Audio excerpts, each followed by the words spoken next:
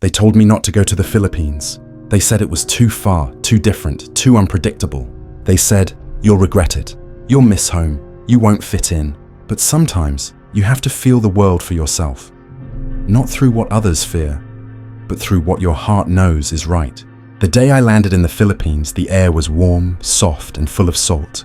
The wind carried the scent of coconut trees and ocean water, and for the first time in a long time, I felt peace. I didn't hear chaos, I didn't feel lost. I just stood there, breathing, watching the sky turn gold over an island I didn't yet understand, but already loved. People back home had told me about the traffic, the heat, the storms, but no one told me about the smiles. No one told me that strangers would greet me like a long-lost friend, or that an old woman selling mangoes would give me one for free because she said, "Welcome, sir, this is your new home." The Philippines isn't just a country, it's a feeling, a rhythm that slowly rewires your soul to slow down, breathe deeper, and live simpler. I remember sitting by the water in Cebu, watching kids play in the waves, laughing with the kind of joy you can't buy anywhere else. And I thought, why did they tell me not to come? Because people fear what they don't know. They imagine the worst when the world often gives its best. If you've ever dreamed of retiring somewhere peaceful, somewhere human, somewhere real, listen carefully. Don't let others choose your peace for you. Because sometimes, the best decision you'll ever make is the one everyone told you not to. The days turned into weeks, and slowly, the noise of my old life faded. No more rushing to beat the clock. No more grey skies or constant deadlines. Here, mornings start with the sound of roosters, not alarms, and coffee always tastes better when you drink it on a bamboo porch facing the sea. I used to worry about fitting in, but that fear disappeared faster than the tide. Filipinos don't care where you come from. They care how you treat them. They notice kindness, not accent. And the more time I spent here, the more I realized I wasn't just a visitor anymore. I was part of something warm, humble, and real. Every island has its rhythm. In Bohol, I found quiet mornings and chocolate-colored hills that glow under the sun. In Palawan, I discovered lagoons so blue they almost looked unreal. And in the smaller places, the towns no tourist ever writes about, I found laughter. Endless laughter. There's something special about sitting under a nipa hut while it rains, watching life slow down.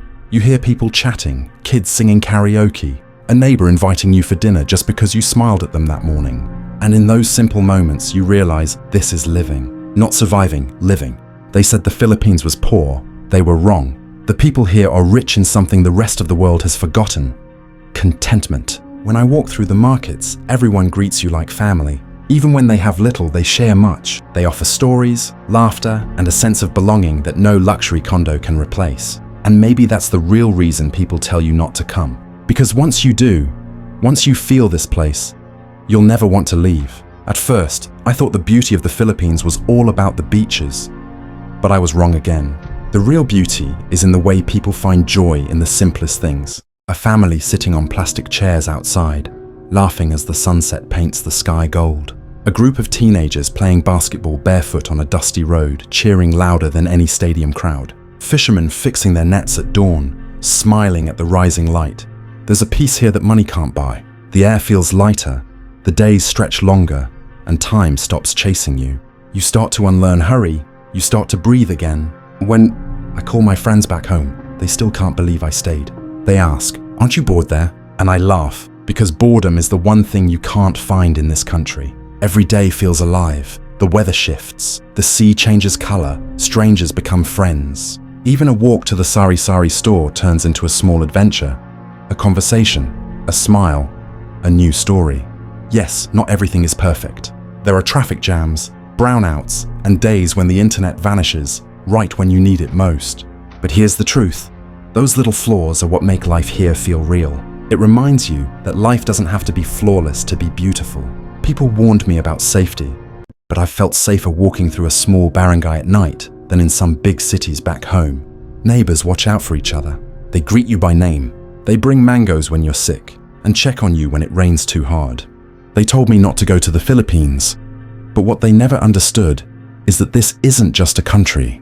It's a feeling. It's the peace that comes from knowing you're right where you belong. The first thing I truly fell in love with here was the mornings. That soft, golden light reflecting off the ocean.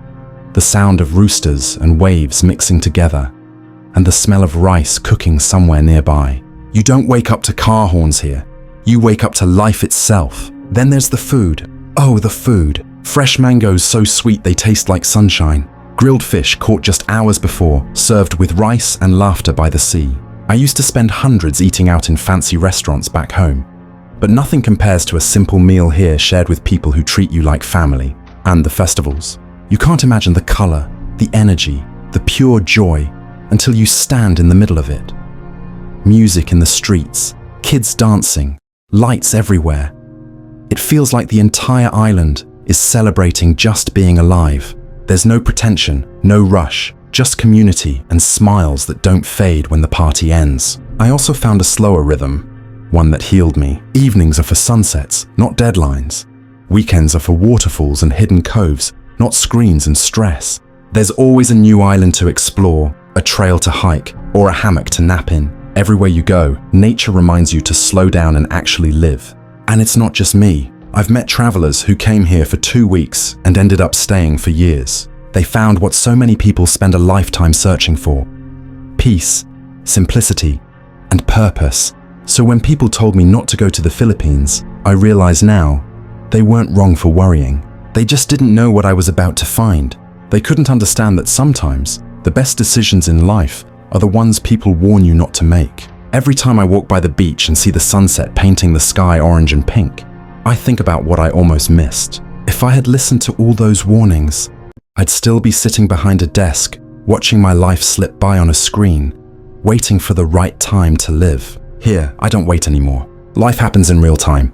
I've shared stories with fishermen who became friends. I've seen children playing in the rain with laughter so pure it could wash away any sadness. I've been invited into homes by people who had so little, yet gave so much. It's not perfect, of course. There are power cuts, there's humidity, there are moments of adjustment. But when I look at the ocean and feel the warm breeze, I realize perfection was never the goal.